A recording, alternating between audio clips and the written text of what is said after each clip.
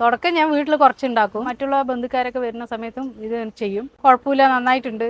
ഒരു ഷോപ്പ് വെക്കുന്നതാണ് അവരെപ്പോഴും പറയുക. അത് അമ്മയുടെയാണ് കേട്ടോ.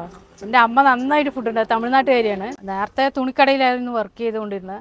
രാവിലെ 8-9 മണിക്ക് കയറി കഴിഞ്ഞാൽ വൈകിട്ട് 8:30 വീടെത്തുമ്പോൾ. പിന്നെ ഒന്നാമത്തെ ആൾക്കാർക്ക് നല്ലൊരു ഫുഡ് ഇവിടെ ഇല്ല. കാലത്ത് 12 മണിക്ക് സ്റ്റാർട്ട് ചെയ്യും. രണ്ടുപേരും കൂടി തന്നെ ചെയ്യുക. പിന്നെ 12 മണിക്ക് തുറന്നാൽ രാത്രി 10 മണി വരെ ഉണ്ടാവും. വരുന്നവരൊക്കെ നല്ല അഭിപ്രായം തന്നെയാണ് പറഞ്ഞിരിക്കുന്നത്. ഇതുവരെ ഒരു കംപ്ലൈൻറ്റോ കാര്യമോ ഒന്നും വന്നിട്ടില്ല. നമുക്ക് മെയിനായിട്ട് എന്താണ്, കഴിച്ചിട്ട് ആഹാരം നന്നു പറയുന്നത് തന്നെയാണ് വലിയൊരു സന്തോഷം. അതാണ് ഏറ്റവും വലിയ കാര്യം. ഇവിടെ തന്നെ ഉണ്ടാക്കുക. ചില്ലിയൊക്കെ ഇവിടെ തന്നെ ഉണ്ടാക്കുക. ബിരിയാണി മാത്രം നമ്മൾ വീട്ടിലുണ്ടാക്കും. കറിയും ബിരിയാണിയും വീട്ടിലുണ്ടാക്കും. നല്ല അരി തന്നെയാണ്. അതുകൊണ്ട് തന്നെ ആൾക്കാർ നമ്മളെ തിരഞ്ഞു വരും. നല്ല സാധനം കൊടുക്കണതുകൊണ്ട് തന്നെ ആൾക്കാർ നമ്മളെ തിരഞ്ഞു വരും. ഇപ്പോൾ ഇന്നിപ്പോൾ IT-ത്തെ കുട്ടികൾ കുറേ എണ്ണം വന്നിട്ടുണ്ടായിരുന്നു. ഒരു 7-8 പിള്ളേർ ഒരുമിച്ച് വന്നു.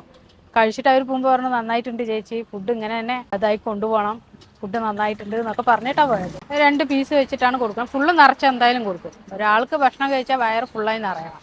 നമ്മൾ ഇതിലാണ് കൊണ്ടുവരുന്നത്. ഇത് വൈകുന്നേരം വരെ നല്ല ചൂടുണ്ടാവും. അതായത് ചൂടാറാത്ത പോലെ. കുരുടിക്കാട് സ്റ്റോപ്പാണ്. കഞ്ചിക്കോട് നിന്ന് വരികയാണെങ്കിൽ അവിൽ മില്ലിൻ്റെ തൊട്ടത്.